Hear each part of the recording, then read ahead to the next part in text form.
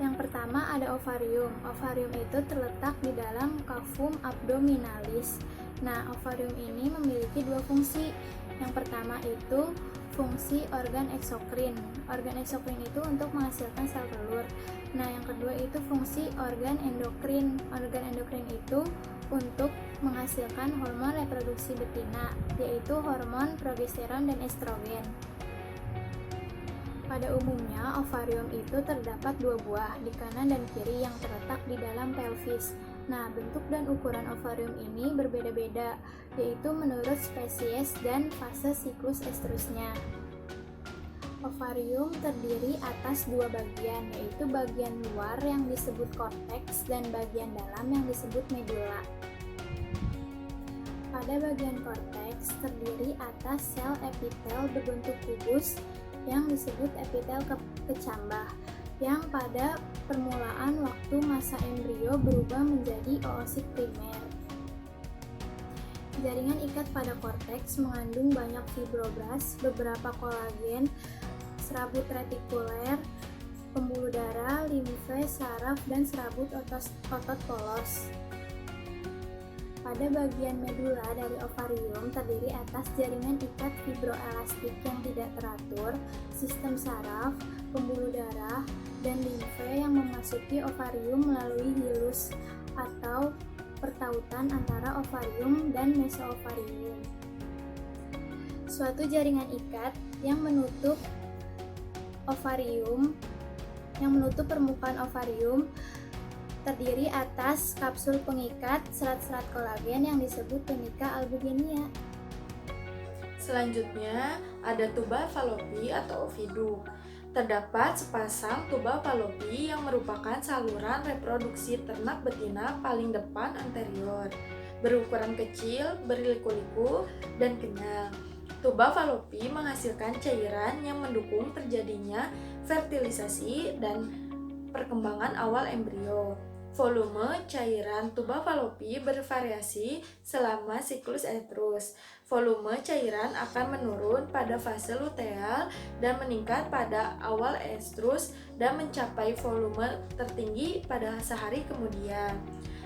Di bagian pertemuan tuba falopi dengan uterus terdapat konstruksi otot khusus yang disebut uterotubal junction atau disingkat dengan UTJ. Konstruksi tersebut berbeda antar spesies hewan. Pada sapi dan domba, UTJ tidak mencolok bentuknya, tetapi sangat terlihat pada babi dan kuda. Fungsi UTJ ini yaitu menyeleksi sperma yang masuk ke dalam ke tempat pembuahan, yaitu pada ampula tubal falopi.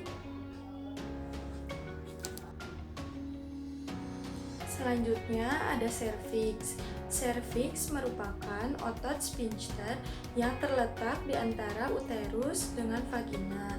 Struktur serviks pada hewan mamalia umumnya berbeda, tetapi umumnya dicirikan dengan adanya penonjolan-penonjolan pada dindingnya. Pada ruminansia, penonjolan-penonjolan ini terdapat dalam bentuk lereng-lereng transversal yang saling menyilang, disebut dengan cincin-cincin anuler. Cincin ini sangat nyata pada sapi. Biasanya terdapat 4 buah yang dapat menutup rapat serviks secara sempurna. Nah, dinding serviks terdiri atas mukosa, muscularis, dan serosa. Fungsi utama dari serviks yaitu untuk menutup uterus guna melindungi dari benda-benda yang masuk ke dalamnya.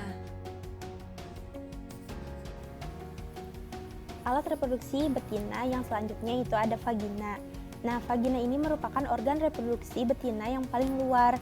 Di bagian luar vagina itu terdapat lapisan daging yang dinamakan labia mayora. Nah, di dalamnya itu ada lapisan yang lebih tipis dari labia mayora, itu dinamakan labia minora.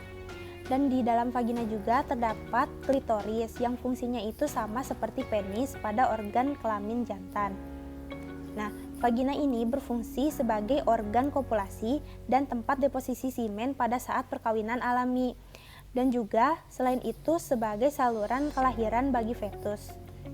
Vagina ini adalah bagian saluran peranakan yang terletak di dalam pelvis, di antara uterus atau arah kranial dan vulva atau kaudal. Vagina ini juga berperan sebagai selaput yang menerima penis hewan jantan pada saat kopulasi. Nah, yang terakhir yaitu alat reproduksi bagian luar. Pada ternak betina, alat reproduksi bagian luar yaitu klitoris, vulva, dan beberapa kelenjar yang berada pada vestibulum vulva. Nah, vulva ini sendiri yang menjadi indikator bahwa ternak itu estrus atau tidak. Cirinya bisa dilihat dengan 3A atau 3B, berem, basah, bareh atau merah, bengkak, basah. Nah, klitoris secara embriologik homolog dengan penis, sedangkan vulva itu homolog dengan skrotum. Pada alat reproduksi bagian luar ini memiliki ujung-ujung syaraf yang sangat perasa atau sensitif. Klitoris dapat sedikit bereaksi karena mengandung sepasang unsur kavernosis kecil di dalamnya. Sedangkan vulva dapat menjadi tegang atau menegang karena terjadinya pertambahan volume darah di dalamnya. Di sekitar vulva terdapat kelenjar-kelenjar Raptolini yang menghasilkan cairan kental, sangat aktif saat estrus, dan memiliki struktur tubo alveoler yang serupa dengan bulbo urethralis pada jantan. Labia atau bibir vulva secara normal akan selalu tertutup rapat dan lubang vulva akan tegak lurus terhadap lantai apelvis. Dinding labia mayora banyak mengandung kelenjar-kelenjar sepseus dan tubuler, deposit lemak, dan jaringan elastik serta selapis otot polos yang tipis. Serta labia minora yang merupakan bibir yang lebih kecil yang mengandung jaringan ikat di dalamnya. Nah, pada permukaan labia minora ini mengandung kelenjar sebaceus yang cukup banyak.